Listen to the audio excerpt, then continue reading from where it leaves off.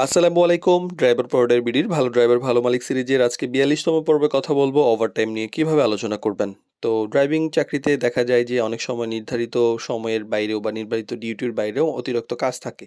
এই কাজটাকেই সাধারণত ওভারটাইম বলে। এই চাকরি করার শুরুর আগেই এই ব্যাপারটা পরিষ্কার করে নেওয়া ভালো। প্রথমত ডিউটি ঠিক করার আগে অবশ্যই ওভারটাইমের ব্যাপারে জেনে নিন যে নির্ধারিত সময়ের বাইরে কাজ যদি করতে হয় তাহলে সেটা নিয়ম কি, কখন থাকে, মাসে কয়দিন থাকে, সপ্তাহে কয়দিন থাকে, কত ঘন্টা অতিরিক্ত থাকে, সেইটা আপনার ব্যক্তিগত জীবনে কোনো সমস্যা তৈরি করবে কিনা।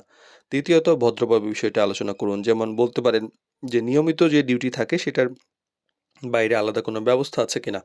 এভাবে জিজ্ঞাসা করলে বিষয়টা পরিষ্কার হয় এবং ভুল বোঝাবুঝি কমে যায় এবং অতিরিক্ত সময় কাজ করলে এটার কোনো মূল্য থাকা উচিত কিনা বা এটা আসলে অতিরিক্ত টাইমের যে একটা খরচ বা টাকা-পয়সা সেটার ব্যাপারেও আগে থেকে জেনে নেওয়া ভালো। এতে উভয় পক্ষের মধ্যে স্বচ্ছতা থাকে।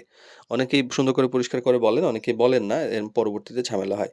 তো মনে রাখতে হবে ওভারটাইম নিয়ে আলোচনা করার সময় অবশ্যই কিন্তু ভদ্রতা এবং সম্মান বজায় রাখা অনেক বেশি গুরুত্বপূর্ণ। পরিষ্কারভাবে কথা বললে ব্যাপারটা সুন্দরভাবে সমাধান হয় এবং সম্পর্কও ভালো থাকে এবং ভবিষ্যতে এই নিয়ে কোনো জটিলতা বা সম্পর্ক খারাপ তৈরি হয় না। কারণ এটা অনেক সময় আমরা দেখেছি যে ওভারটাইম নিয়ে অনেক সমস্যা হচ্ছে। অনেকের একটু দেরি হওয়ার ফলে অনেকে আবার জরুরি প্রয়োজনে কোনো প্রয়োজন হলে দেখা যায় যে ওভারটাইম করে না। এরপরে ঝামেলা লেগে যায়।